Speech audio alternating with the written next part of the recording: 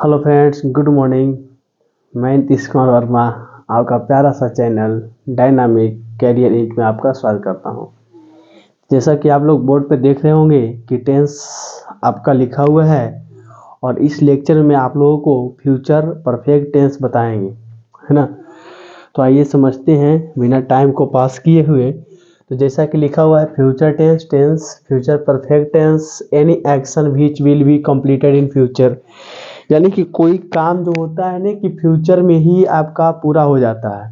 जैसे में अब चुका होगा, यानी कि जिस शब्द के लास्ट में क्या लगा रहे, चुका होगा, चुकी होगी, चुके होंगे, आ होगा, ई होगी, ए होंगे, ये सारा बात लिखा हुआ रहेगा तो हम मानेंगे फ्यूचर परफेक्ट टेंस का सेंटेंस है। उसमें अफर्मेटिव प्लस नेगेटिव हम लेते हैं, उसमें से भी सब्जेक्ट विल शैल हैव भी थ्री ऑब्जेक्ट लेंगे। अगर अफर्मेटिव हो तो, साथ में नेगेटिव हो तो क्या करेंगे हम देखते हैं। शैल विल के बाद हम नोट लगा देंगे। शैल विल के बाद क्या करेंगे, नोट लगाएंगे। एग्जाम्पल क्या कहता है, एक एग्जाम्पल से हम आप लोग को समझा देते हैं। इसमें आप लोग पटना जा चुके होंगे, आप लोग पटना जा चुके होंगे, जा चुके होंगे। देखो कहेगा तो यू विल हैव, चुके होंगे यानी कि भविष्य में जा चुके होंगे, है ना। तो you will have gone to Patna, gone to Patna. इस तरीका से आप लिख सकते हैं एग्जाम्पल के तौर पे।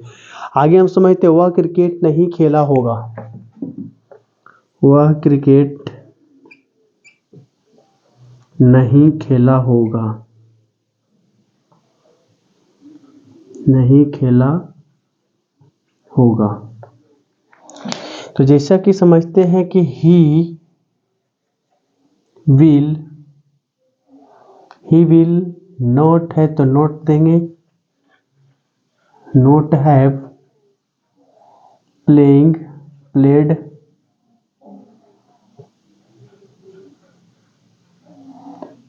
Cricket,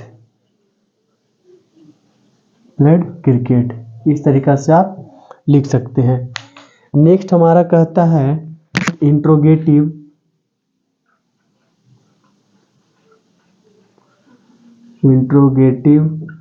plus negative sentence, interrogative plus negative sentence. चलो इसको स्ट्रक्चर देख लें। इसका सबसे बढ़िया स्ट्रक्चर बाबू कि शैल और विल को फर्स्ट में कर दो और सब्जेक्ट के उसके बाद कर दो, तो आपका इंट्रोगेटिव का निकल जाएगा। जैसे कि हम विल शैल प्लस सब्जेक्ट, उसके बाद हैव लगाएंगे प्लस भी थ्री प्लस ऑब्जेक्ट, इस चीज़ को लिखेंगे और लास्ट में हम क्वेश्चन मार्क भी लगाएंगे क्योंकि इंट्रोगेटिव सेंटेंस है ना। तो इंट्रोगेटिव सेंटेंस में क्वेश्चन मार्क लगाना है, हर हालत में लगाना पड़ेगा। तो हम समझते हैं एग्जाम्पल से। एग्जाम्पल देख लो आपका क्या कहता है ना। एग्जाम्पल से हम समझते हैं तो कहता है, क्या मैं अंग्रेजी नहीं पढ़ा चुका होगा, क्या मैं अंग्रेजी नहीं पढ़ा चुका होगा, पढ़ा चुका होगा। देखो इसका आंसर, तो जैसे कि आई है तो इसके साथ हम शैल लगाएंगे, शैल आई के बाद अगर एक बात और ध्यान देना है, अगर शैल विल सब्जेक्ट के बाद हैव भी थी ऑब्जेक्ट हो तो इंट्रोगेटिव सेंटेंस। अगर साथ में निगेटिव हो तो सब्जेक्ट के बाद आप नोट लगाओगे, सब्जेक्ट के बाद नोट लगाओगे। तो शैल आई नोट है नहीं है तो नोट हैव रीडिंग, नहीं तो रीड इंग्लिश, रीड इंग्लिश, इस तरीका से आप लिख सकते हैं। तो नोट एग्जाम्पल को आप उतार लो। क्या श्याम दिल्ली जा चुकेगा? क्या श्याम दिल्ली जा चुकेगा? क्या श्याम दिल्ली जा चुकेगा? क्या श्याम दिल्ली जा चुकेगा? चलो नेक्स्ट, जैसे कि श्याम है, सब्जेक्ट बाद में है, तो लिखेंगे will Shyam have gone to Delhi, gone to Delhi. इस तरीका से आप बना सकते हैं।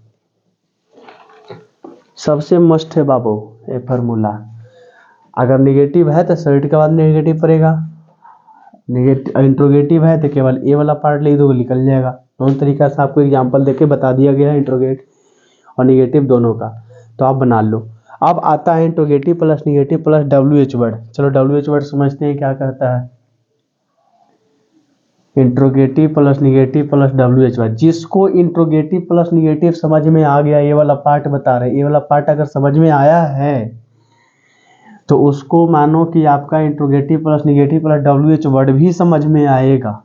देखो हम बताते हैं, बस कुछ खास है नहीं, बस थोड़ा सा एग्जाम्पल से समझते हैं इसको। जैसा कि देखते हैं interrogative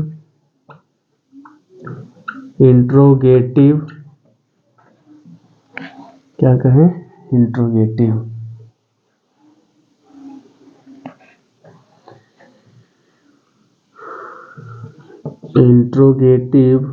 plus negative plus WH word,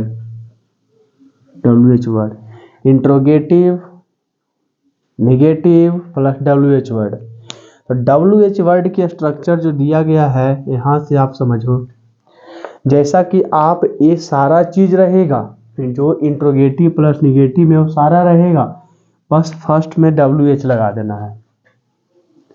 WH plus will शैल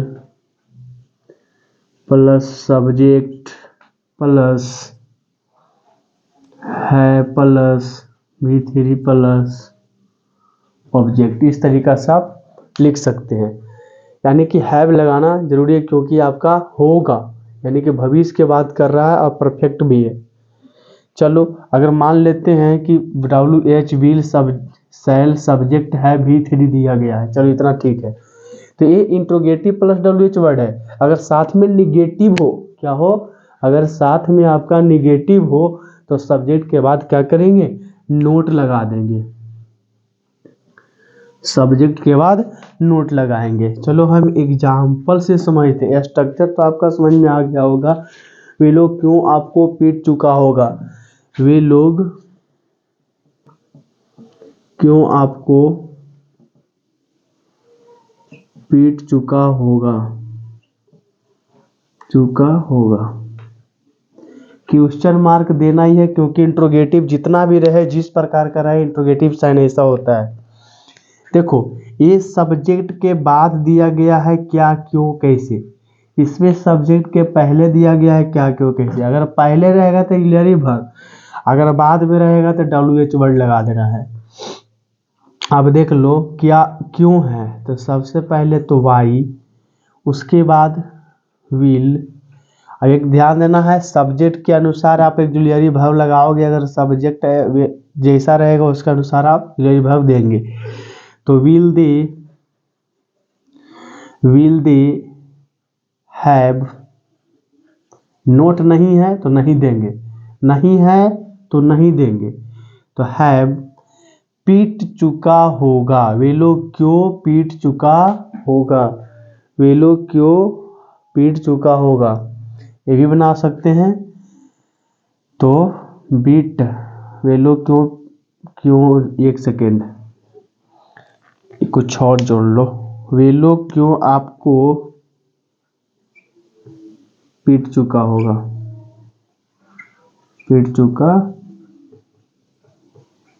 इस चीज को लिख सकते हैं। तो इसमें लिखेंगे बीटेन यू, है ना। इस तरीका से आप एग्जाम्पल उतार सकते हो। Why will they have beaten you, है ना। हम लोग कैसे अंग्रेजी नहीं पढ़ चुके होंगे, हम लोग कैसे, देखते हैं, हम लोग कैसे अंग्रेजी नहीं पढ़ चुके होंगे, नहीं पढ़ चुके होंगे। जैसा कि समझो कि हम लोग कैसे अंग्रेजी नहीं पढ़ चुके होंगे, नहीं आ गया यानी कि नोट लगाना पड़ेगा। तो हाउ, हाउ हम लोग है तो शैल लगाएंगे, how shall we, how shall we, उसके बाद नोट लगा देना है, not have, how shall we not have, पढ़ अंग्रेजी पढ़ चुके होंगे यानी कि अंग्रेजी तो रीडी, रीड के रीड ही होता है, रीड इंग्लिश, रीड इंग्लिश। आप ये चीज को लिख सकते हैं, है ना। जैसे कि देखो इसमें निगेटिव दिया हुआ है तो हम निगेटिव लिखेंगे, निगेटिव है तो सब्जेक्ट के बाद निगेटिव लगाएंगे, नहीं है तो नहीं लगाएंगे, है तो लगाएंगे, नहीं है तो नहीं लगाएंगे, कोई ज़रूरत नहीं है। हम लोग कैसे अंग्रेजी नहीं पढ़ चुके होंगे, हम लोग अंग्रेजी नहीं, कैसे नहीं पढ़ चुके होंगे, भविष्य की बात कर रहा था। How shall we not have read English. इस तरीका से आपका फ्यूचर परफेक्ट होता है कंप्लीट। तो आगे हम आपको बताएंगे फ्यूचर परफेक्ट कॉन्टिन्यूअस टेंस। अगला स्ट्रक्चर आपका क्या चलेगा, फ्यूचर परफेक्ट कॉन्टिन्यूअस टेंस, है ना। तो इसको आप जल्दी से फटाफट जितना स्पीड में हो सके नोट कर ले।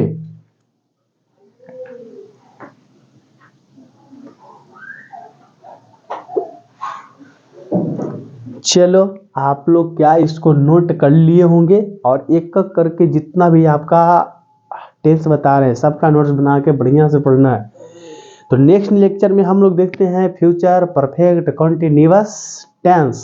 तो बने रहें डायनामिक एटीट्यूड के साथ, है ना। आपका एक एक चीज़ प्रोवाइड कराया जाएगा, टेंशन लेना नहीं है, अब सारा चीज़ आपका अवेलेबल कराया जाएगा इस चैनल पे। तो थैंक यू, धन्यवाद। पढ़ते रहें, अब आगे पढ़ते रहें।